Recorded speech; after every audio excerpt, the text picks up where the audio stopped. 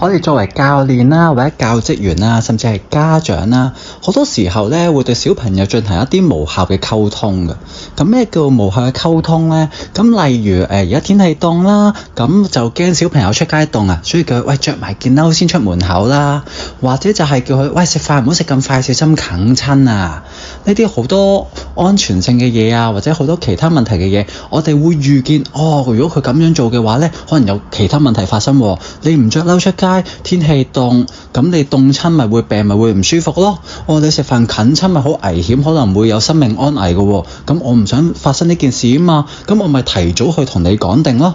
好啦，咁但係通常小朋友會點咧？哎呀，媽咪啊，我好熱啊，我唔着住啊，唔好搞住啦，係咁掙扎啦，係咁拒絕啦。咁呢個時候其實父母都好無奈嘅喎。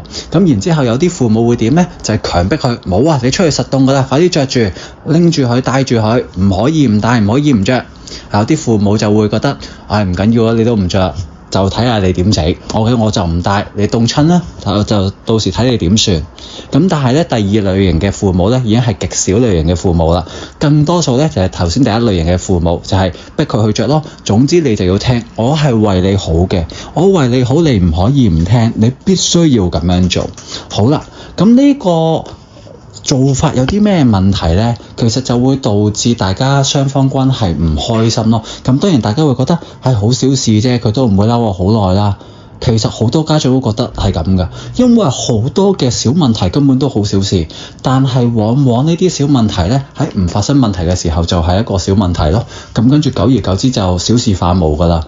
但係有時候隨住日積月累嘅話，一件小事係小事啫，咁100件小事就唔係小事啦嘛。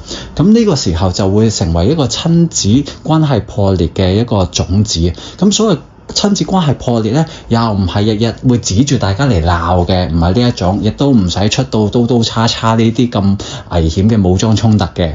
咁但係呢啲時候會點咧？就係小朋友開始越嚟越唔聽話咯。咁家長係唔會覺嘅，因為可能個小朋友係佢唯一嘅小朋友，甚至可能生得多嘅都係2個3個左右。但係我哋作為都教小朋友多啊，都會見得多就係咩？通常啲小朋友幼稚園就焗住聽啦。啱啱升小學嘅時候就開始頭先咁樣講嘅反抗啦，我唔想着啊，好熱啊，媽咪我唔着住啊，唔得啊，你一定要着啊。好啦，咁開始有呢啲怨言啦。到咗越嚟越大3、4年級嘅時候，反抗就開始大咗，越嚟越多鬧交嘈交咯。到5、6年級嘅時候咧，開始好不幸地啦，個嘈交越嚟越升級，真係變咗大吵大鬧。到中學嘅時候咩？更加不幸地，佢已經唔理你啦。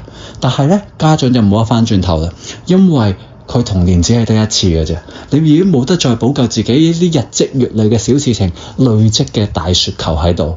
咁所以咧，作為一個真係好緊張親子關係嘅家長咧，呢啲少少嘅衝突係應該要解決嘅。唔應該用強權逼小朋友，你逼得佢一次，逼得佢第二次，即係你諗住逼佢一世。好啦，即係換言之，你係都冇諗過尊重佢意願，冇尊重佢意願。當你唔尊重佢意願嘅時候，佢又點會尊重翻你呢？咁所以其實呢啲案例嘅話咧，都會俾我哋發現得到，就係好多家長其實係以愛之名去漠視咗小朋友嘅感受。係啊，當然小朋友嘅決定未必係最好嘅決定嚟嘅喎。喂，唔着褸佢真係凍親嘅喎。咁呢個決定嘅時候，咁你為咗佢安危去做，咁但係呢個決定仲有冇一個好嘅決定呢？啱唔啱先？每個家長心入邊嘅想法都唔同。有啲家長會覺得我絕對要幫我個小朋友做一個最啱嘅決定。最啱嘅決定？咩叫最啱嘅決定啊？如果真係做啱嘅即係我哋作為一個正常嘅人類，普通嘅人類，做到絕對正確嘅決定，即係每行一步路，甚至去做每份功課都係100分啦。如果聽住你講最啱嘅決定，你個小朋友應該完美無瑕，從來都冇一啲負面嘅事情發生，行步路都唔會棘親，從來冇跌低過，考試從來都冇試過99分，因為係絕對正確㗎嘛。但係我哋會發覺根本就冇絕對正確呢一樣嘢，人生就係會有跌跌撞撞。我哋作為教職員，我哋最多就係希望佢喺跌跌撞撞中間去學識嘅成長。但係而家喺香港啦，或者華人地區都好啦，好多家長就係拒絕俾小朋友成長。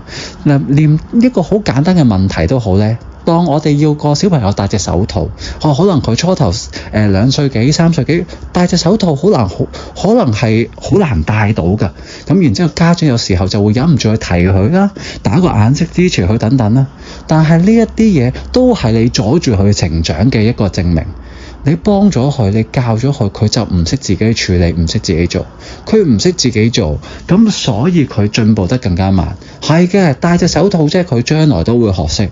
但係人哋已經學緊第二樣嘢啦，佢仲係學緊戴手套。即係換言之，人哋學緊第5樣嘢嘅時候，你個小朋友仲學緊第2樣嘢，就係因為你幫咗佢。好啦，你而家幼稚園你就係幫咗佢啫，佢覺得如果呢個困難你幫咗佢，佢仲會感激你啊，因為你係媽咪，你係爹哋會聽你講。但係到頭先開始演化為着唔着褸嘅事件，佢開始長大咗啦，有自己嘅個人意識。我唔想着褸啊，我好熱啊，唔好逼我啦。唔得，你唔着褸會凍親嘅。好啦，咁呢個 case 會點啊？咁佢開始同你有衝突咯，佢唔中意咯，因為你唔尊重佢意願啊嘛。好啦，咁最後會點啊？就係頭先咁講啦。到咗中學，到咗高，即係5、6年級嘅高小啦，到咗中學啦，就開始真係唔聽你講啦，唔中意你啦。咁到時已經回天乏力啦，回天乏術啦，因為你已經錯過咗最佳嘅時機。關係唔係一下子會推翻，係大家慢慢去推翻嘅。小朋友越嚟越有權力嘅時候，佢就會開始去反對呢個權威。咁所以你係唔應該喺小朋友面前淨係做一個權威，唔係唔做權威啊，但係唔可以淨係用權威嘅效益去壓迫佢，就算係為佢好，我哋為佢好都應該俾自由嘅選擇佢。但係可能有啲人會話：喂，天 Sir，我俾自由選擇佢做啲好危險嘅嘢喎。例如我叫佢唔好玩把刀，佢又唔通我仲會俾個自由選擇去玩刀咩？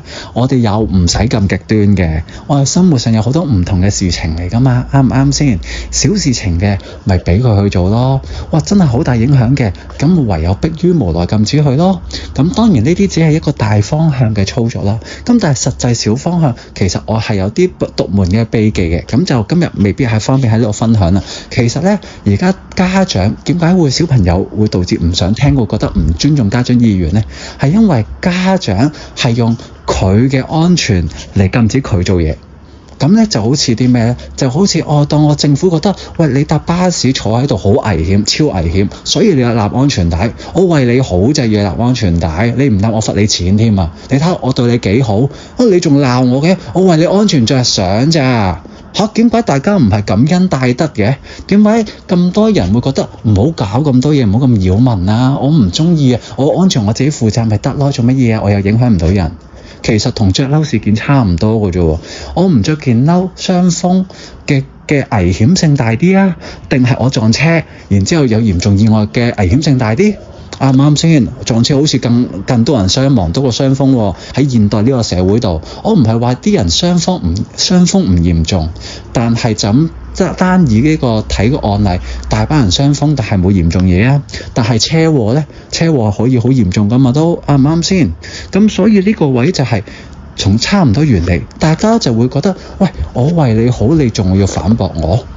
其實啲小朋友都係咁諗噶，你為我好咩？我唔覺啊，我覺得我冇自由啊，我覺得我自己安全，我自己負責咪得咯，點解我要俾你管住啊？好啦，咁其實我哋通常會點樣做啊？我自己對於學生嚟講呢，我就會針對於我自己去出發。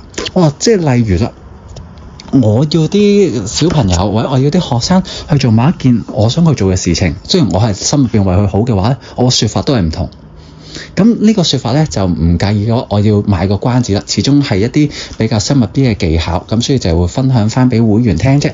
咁但係其實原來叫對方叫小朋友做同一樣嘢都好，我哋都可以改變個説話技巧，令佢聽得開心啲。因為而家佢最唔開心嘅關鍵位置就係在於咩咧？你用我嘅安全去綁架我，叫我去做嘢，但係我唔想做嗰樣嘢。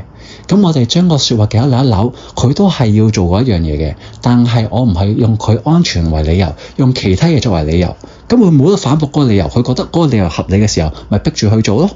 咁所以呢啲就係好多家長咧要學習嘅地方。我哋個出發點都係為小朋友好嘅，但係我哋強迫佢，佢唔係真心接受，咁就唔好啦。好多家長成日誤解咗㗎，唔係啊，我最後惡完佢話完佢，佢都有聽㗎。你惡完佢話完佢嘛，你係有權力嗰一方嘛，佢有不滿都未必咁講出嚟啦，啱唔啱先？咁所以你要明白，小朋友即係小朋友咋，佢真係唔知道未來會點，唔知道你發惡會點㗎，或者咁樣講啦，作為小朋友，有邊個想俾屋企人鬧啫？啱唔啱先？咁所以呢個就係佢困難嘅位置咯。佢其實某程度上，佢最後都要屈服㗎。佢可以唔屈服咩？係咪先？佢點都要屈服㗎喎。咁然之後，好多家長又覺得佢屈服咗，咪即係聽我話咯。最後我請佢食翻粒糖啊，買翻玩具俾佢，佢開心晒啦，佢咪笑晒，咪即係 OK 咯。呢啲唔叫 OK 咯。即係好似啲老闆咁，老闆鬧完你，然之後再出糧俾你，你會唔會覺得老闆好歌功頌德？你嗰女老闆好好啊？更多人出完份糧喺背後鬧個老闆啦。咁所以佢要你嘅着數，要你出糧係一件事，但係佢鍾唔鍾意你係另一件事。但係好多家長係誤會咗，覺得自己係一個好家長，係一個好老闆。但係其實當佢過咗幾年之後，發覺搞唔掂喎，天 Sir，個小朋友以前都 OK 㗎，點解越嚟越唔聽話嘅？